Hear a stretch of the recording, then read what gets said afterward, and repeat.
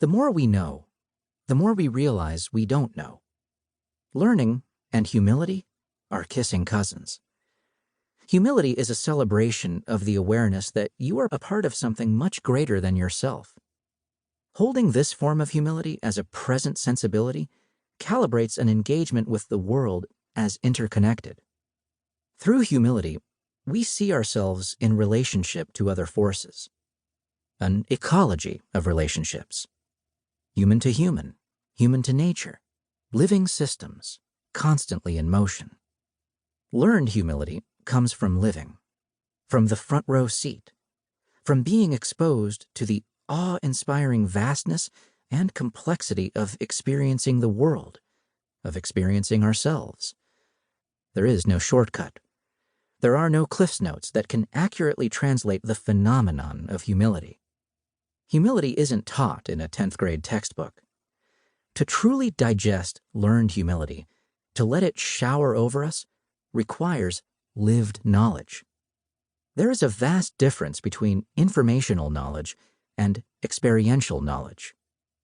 Experiential knowledge is a multisensory witnessing rather than a Scantron-tested commodification of information. As the legendary Maya Angelou says, "I've learned that people will forget what you said, people will forget what you did, but people will never forget how you made them feel." Experiences are profound instructors. Exposure exponentially increases our comprehension of the forces at play in the world, increases the lexicon available to us for what the world can become, and increases our capacity to imagine how we may inhabit that world.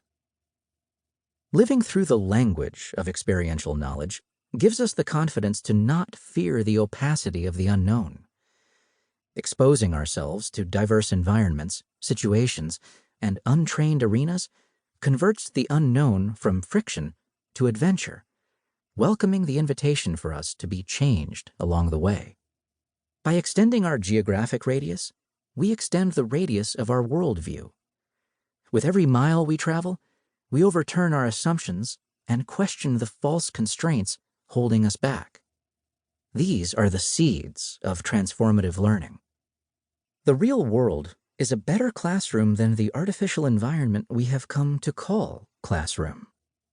Over the past 50 years, advances in engineering and technology have afforded us extraordinary capacity to extend our personal radius, to travel, both literally and metaphorically. Yet, the majority of us rarely travel far from what we know. We spend lifetimes within places, institutions, and cultures, in the real world and online, that reinforce our own worldviews, not expand them.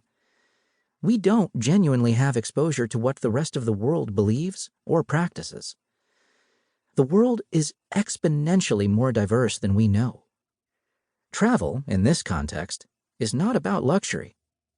Travel as a form of exposure becomes the most significant form of learning because it is the primary source of lived knowledge. Anthony Bourdain, tragic hero of Parts Unknown, said, "If I'm an advocate for anything, it's to move, as far as you can, as much as you can, across the ocean, or simply across the river. Walk in someone else's shoes, or at least eat their food. It's a plus for everybody." In 2019, 37.79 million Americans, 11% of the total U.S. population, traveled abroad. And this statistic does not reflect how far out of their familiar comfort zone the 37.79 million traveled to. Consider this for a moment.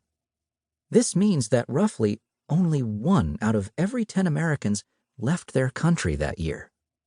Certainly, international travel can be expensive, so there is an economic burden to the accessibility of travel. But what is the cultural burden of 90% of a nation not leaving its own narrative? What might this mean to communities dangerously perpetuating echo chambers because of limited exposure to diverse experiences?